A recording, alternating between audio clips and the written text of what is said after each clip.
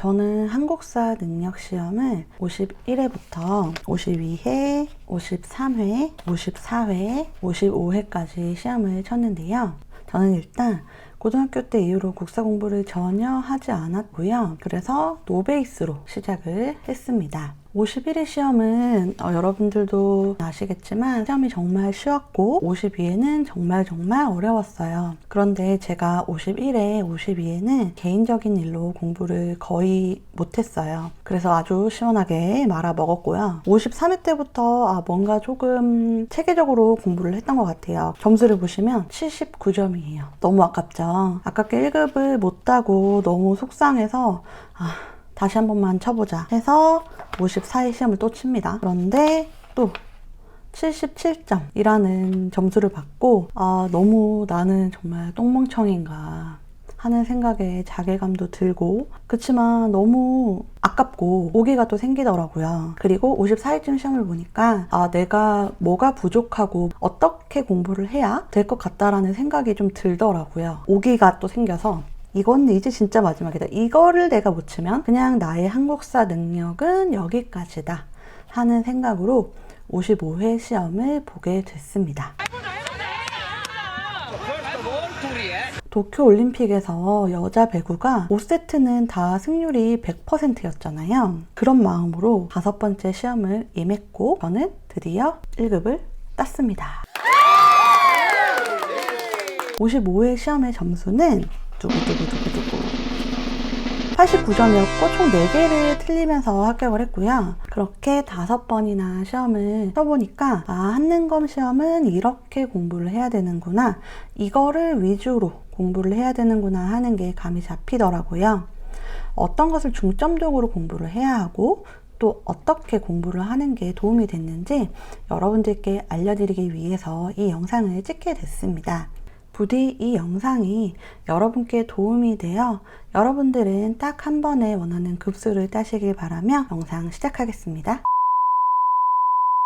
내가 공부할 시간이 4주가 있다면 저는 2주, 1주, 1주로 나눠서 공부를 하는 것을 추천을 해드리고요. 2주는 별별 한국사 40강짜리 듣고 별 채우기 하고, 그리고 시대별 문제 50개씩 풀기. 이게 무슨 말이냐면, 일단 그 별별 한국사 최태성 선생님 거 40강짜리를 들으면서 선생님은 40강을 그냥 한 번에 쭉 들으라고 말씀을 하시는데 저는 그렇게 하니까 너무 힘들고 집중도 안 되더라고요. 이제 한국사 같은 경우에는 고대, 삼국시대, 고려, 조선 전기, 후기, 개항기 이런 식으로 나눠지잖아요. 그러면은 시대별로 듣고 별 채우기 마무리하고 그 시대별 문제를 풀고 그 다음 시대 강의로 넘어갔어요.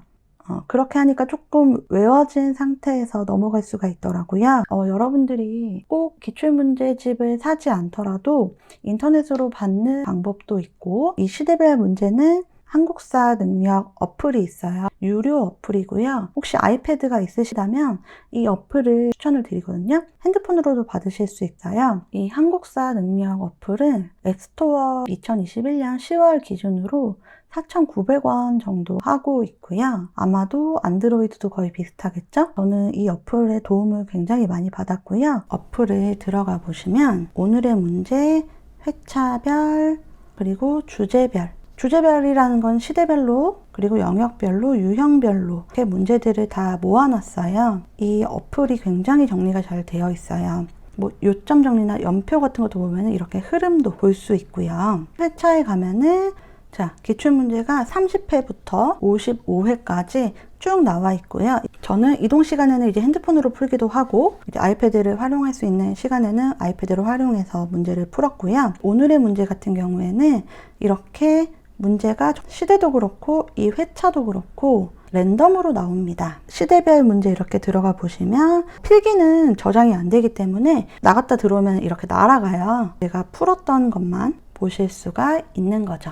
혹시 이 어플을 구매를 못 하신다면 그 최태성 선생님의 책에 보면은 해설 부분들이 쭉 있고요. 그 다음에 영역 문제들이 좀 있어요. 그 영역 문제라도 한번 풀어보시고 넘어가시는 거를 추천해드리고요. 이제 남은 1주는 7일의 기적이라는 최태성 선생님 강의가 있어요. 그거를 들으면서 요점을 한 번 더 보고 시대별 문제 50개씩 풀어주고, 시간이 좀 더 많다면 다 풀어줘도 되겠죠. 한 주는 기출문제를 풀어줍니다. 이 기출문제를 어떻게 푸는지는 뒤에 가서 다시 한번 설명을 드릴게요. 별 채우기 같은 경우에는 제가 처음에는 그냥 PDF 파일을 받아서 했는데 그게 좀 시간이 오래 걸리더라고요. 그것도 열어야 되고 한 장 한 장 넘기면서 해야 돼서 저는 제가 이거를 이렇게 파일로 다 정리를 해서 들고 다니면서 받고, 여기 이런 식으로 별 채우기는 저는 파일을 좀 가지고 다니면서 하는 게 훨씬 더 시간을 절약을 했던 것 같아요. 계속 볼 수 있고 만들었습니다. 그리고 나에게 3주가 남았다. 2주 1주로 나눠서 공부를 하시는 거를 추천을 드리고요. 별별 한국사 40강짜리 들으시고 별 채우기 하시고 시대별 문제 50개씩, 시간이 조금 많으시다면 뭐 100개씩 풀어도 되겠죠. 이렇게 하시면 선지들이 계속 반복이 되고 문제들이 반복이 되기 때문에 자연스럽게 외워지는 부분이 있어요. 남은 일주일 동안 기출문제 푸시면서 단권화 작업하면서 외우는 거, 그거를 추천을 해드리고, 만약에 내가 3주의 시간이 있는데 재수생이다, N수생이다, 그러면은 40강짜리를 또 듣기가 너무 힘들어요. 너무 내가 진짜 개념이 너무 없다, 이렇게 하면 모르겠지만 그래도 어느 정도는 좀 아는 것 같다 하면은 2주에서 한 1주 반 정도를 7일의 기적 강의를 들으면서 시대별 문제 풀어주고 1주 반에서 1주 남은 기간 동안 기출문제를 열심히 풀어주는 것을 추천해드립니다. 근데 내가 너무 시간이 없어서 2주밖에 안 남았다 이러면은 일주일은 7일의 기적 강의 듣고 시대별 문제 50개씩 풀고 일주일 동안 기출문제 풀고 이런 식으로 공부를 했고요. 내가 2주 동안 정말 올인해 해서 하겠다. 근데 노베이스다. 이러면은 일주일 동안 40강 강의를 들으셔도 됩니다. 앞에서 4주에 있었던 그 2주 분량을 일주일에 몰아서 하셔도 되겠죠. 저 같은 경우에는 그 40강짜리를 원속도로 들은 게 아니라 1.75배속으로 들었어요. 좀 빠르게 보고 문제 풀고 이런 식으로 하니까 훨씬 더 이해가 되고 잘 외워졌어요. 그렇다면 어떤 것을 중점적으로 공부를 하는 게 좋을까요? 1번. 역사의 흐름을 이해하는 게 좋습니다. 우리는 외울 것도 너무 많고 그런데 이 흐름을 이해까지 해야 돼? 라고 생각을 하실 수 있죠. 진짜 이게 중요해요. 제가 53회, 54회 시험을 한 것 중에 대부분이 흐름 문제를 잘 몰랐기 때문이에요. 그냥 외우기만 하다 보니까 사건의 순서의 흐름을 이해를 못해서, 근데 그 문제들이 정말 많이 나오거든요. 예를 들어서 A 사건이 있고 C 사건이 있으면 그 사이에 들어가는 B 사건에 대해서 묻는 질문이라든지 조선시대 사화의 순서를 조합하는 문제라든지 우리 국가가 피탈되는 과정의 문제라든지 이런 것들이 정말 많이 나오기 때문에 꼭 외워주시는 게 좋고요. 최태성 선생님의 판서를 보면은 흐름이 보이는 부분들이 있어요. 이렇게 그래프로 표시되어 있는 부분들이 있어요. 이런 것들은 이 흐름을 아는 게 중요한 부분들이기 때문에 이 왕들의 위치를 좀 외워주려고 많이 노력을 했고요. 얘가 올라가 있으면은 이게 이 신라의 전성기, 이 흥망성쇠가 좀 보이죠. 제가 5번 시험을 치면서 느꼈지만 선생님이 이 판서를 너무 잘 만드셨어요. 제가 5번째는 정말 감탄을 하면서 봤어요. 이게 내가 좀 알고 보니까 너무너무 좋은 교재구나. 이렇게 좋은 교재를 무료로 강의를 해주시다니 너무 존경스럽더라고요. 그리고 이 흐름 문제를 보면서 또 중요한 것 중에 하나는 이거를 섞어서 흐름을 묻기도 하거든요. 고려의 외교 파트도 굉장히 중요한 파트인데 이게 이 표만 봐도 보이죠? 이쪽 왼쪽에 있는 거는 거란, 그리고 여진, 제일 오른쪽에는 이제 왜구까지. 왜구가 침입을 하고 조선을 건국하는 과정까지가 한눈에 보이게 적혀 있어요. 그냥 무작정 외우려고 하면은 너무 힘들겠죠. 그래서 머릿속으로 이미지 트레이닝을 하면서 스토리를 만들어서 외우는 것을 추천해 드립니다. 저 같은 경우에는 이거를 신유박해까지 좀 묶어서 외워줬거든요. 이렇게 쭉 써놓고 여기서 내가 말을 한번 만들어 보는 거예요. 스토리에 상관없이 그냥 내가 외우기 쉽게 말을 만들어 보는 거예요. 유병재가 병원에 갔는데 오페르트라는 미국 의사한테 아픈 척 하는 것을 들켰다. 이렇게 외우는 거예요. 신미양요는 미국 군함에 의해서 일어난 사건이죠.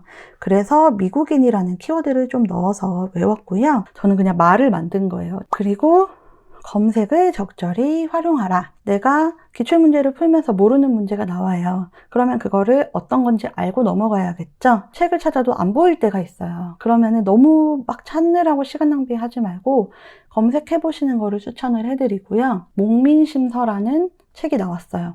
그런데 이게 어느 시대인지도 모르겠고 어느 파트인지도 모르겠다. 이러면은 한 번은 찾아보는 게 좋아요. 내가 어느 시대인지 안다면 판서를 보면서 어느 부분에 있는지 찾으시는 게 제일 좋은데 아무리 봐도 안 보일 때가 있어요. 그럴 때는 검색해서 이게 어느 시대고 어느 사람인지 한번 확인한 다음에 그 책에서 찾아서 기록을 해주시면 조금 더 기억에 남을 수 있거든요. 그리고 저 같은 경우에는 이 시험을 준비를 할 때는 굉장히 일목요연하게 설명을 잘해주신 유튜브를 봤어요. 추천을 해드릴게요. 이제 밥 먹을 때나 아니면 밖에 나갈 때나 그거를 보면서 그냥 또 시각적으로 계속 익히려고 노력을 했던 것 같아요. 그리고 너무 비슷해서 헷갈린다면 한두 개라도 확실히 외우기. 진짜 한국사는 외울 게 많잖아요. 그래서 조선시대 법전 같은 경우에는 경국대전은 세조가 만들기 시작해서 성종에서 마무리를 했죠. 명조시대에 속대전이라는 법전이 있어요. 이거는 어쩔 수 없죠. 외워야 되죠. 그런데 너무너무 헷갈리는 부분들 있잖아요. 대전통편, 대전회통 이름이 너무 비슷하기 때문에 외우기가 너무 힘들어요.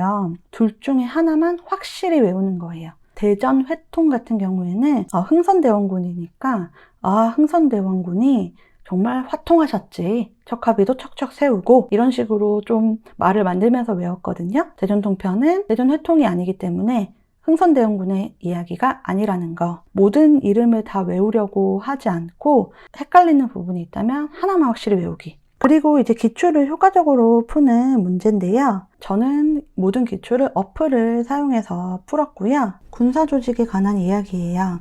자, 여기서 키워드를 한번 생각해 봐야겠죠.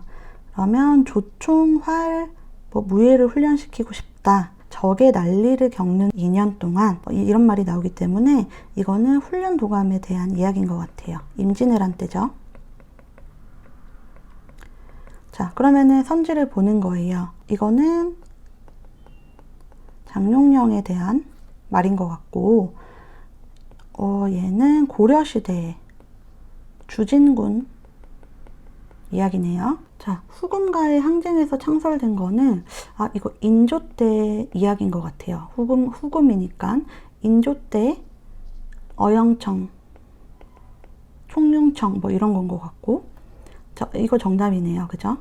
그리고 이거는 뭔지 모르겠어요. 그러면은 4번 정답이고, 이거는 고려시대의 국왕의 친위부대에 관한 이야기였네요. 그러면은 이거를 고려시대 국왕 단권화해서 또 적어주면 좋겠죠. 최태성 선생님의 별별 한국사 능력 검정시험 책을 구입하시면 이렇게 특별 부록으로 얇은 책 2권이 함께 옵니다. 기출 문제를 푸시면서 단권화 작업을 해주시면 좋은데요. 이 단권화 작업은 최태성 선생님께서도 설명을 자주 해주시는 부분이거든요. 근데 저는 사실 이 단권화를 처음에는 저랑 좀 안 맞다고 생각을 했어요. 그래서 이 단권화를 하는 것보다 오답 노트를 따로 만드는 게 좋을 것 같다고 해서 54회에 이렇게 오답 노트를 한번 만들어 봤어요. 오답 노트라고 하기보다는 그냥 모르는 부분을 이렇게 쭉 쓴 거예요. 선지들이 반복이 되고 문제들이 반복이 되면서 또 못 외웠다면 이 부분을 이렇게 색연필로 칠해줬고, 이런 부분들은 2번 몰랐던 거, 1번 몰랐는데 2번 또 몰랐던 거, 이거는 그럼 총 3번을 제가 못 외웠다는 뜻이 되겠죠. 물론 외우는데 도움이 아예 안 됐던 건 아니지만 결론적으로 이 방법이 맞지 않았다고 생각이 들었던 거는 외우는 것도 너무너무 중요하지만 흐름을 외우는 게 중요한데 랜덤으로 그냥 모르는 문제를 순서에 상관없이 쓰다 보니까 나중에는 흐름이 보이지 않는 그런 문제가 생겨서 55회 시험에서는 흐름을 잡아야겠다 생각을 했기 때문에 단권화를 제대로 해보자 그랬어요. 기출문제를 풀었다. 내가 모르는 문제다. 그런 것들은 여기 이렇게 써주는 거예요. 그냥 이렇게 필기를 해놓은 부분도 있고, 자리가 좀 모자라거나 아니면은 이 부분은 좀 잘 외워야겠다 하는 부분들은 이렇게 포스트잇으로 해줬고, 이거 같은 경우에는 각 시대의 대학들이 나오거든요. 문제를 풀다 보면은 이 각 시대의 대학을 묻는 문제들이 나와요. 그러면은 한번 생각을 해보는 거예요. 고구려의 대학은 뭐였지? 통일신라의 대학은 뭐였지? 생각이 안 나면 정리해서 포스트잇에 붙여주는 거죠. 제가 이 몽골 사신이 와서 침입하고 이랬던 과정들이 너무 헷갈려서 이렇게 포스트잇에 적어놨고요. 저는 이 삼국시대의 무덤이 너무 헷갈리더라고요. 그래서 무덤을 좀 이런 식으로 보일 수 있게 적어서 정리도 한번 해봤어요. 이 책 한 권만 나중에 들고 들어갈 수 있게 여기에 이렇게 정리를 해주는 거거든요. 자, 그러면 정리를 해보자면 1번 단권하. 기출을 전체 풀어서 점수를 어떻게 받는 게 중요한 게 아니라 내가 이 선지를 어떻게 다 외우고 알고 넘어가는지가 중요하고요. 다음은 키워드 연상. 기출을 봤을 때 분명히 문제에 반드시 키워드가 있기 때문에 그 키워드를 보면은 어떤 것과 연관이 되는 거 반드시 기억을 해주셔야 되고요. 선지에 아는 문제도 꼭 답을 쓰면서 넘어갔어요. 이 세 가지만 기억을 하면서 기출문제를 풀어주시면 훨씬 더 외우는데 도움이 많이 되실 거고요.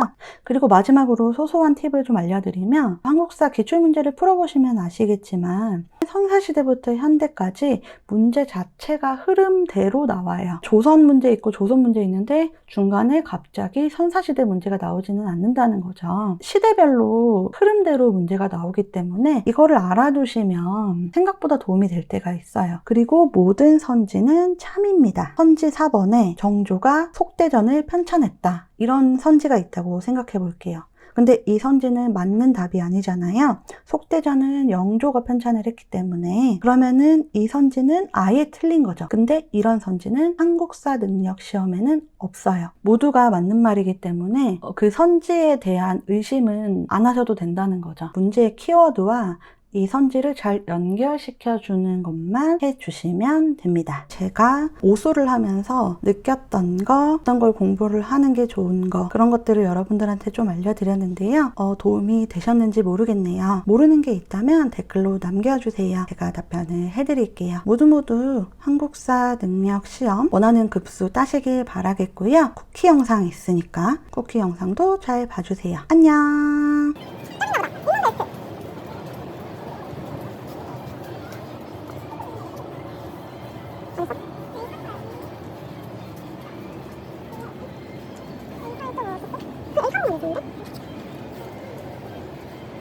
여기 있다.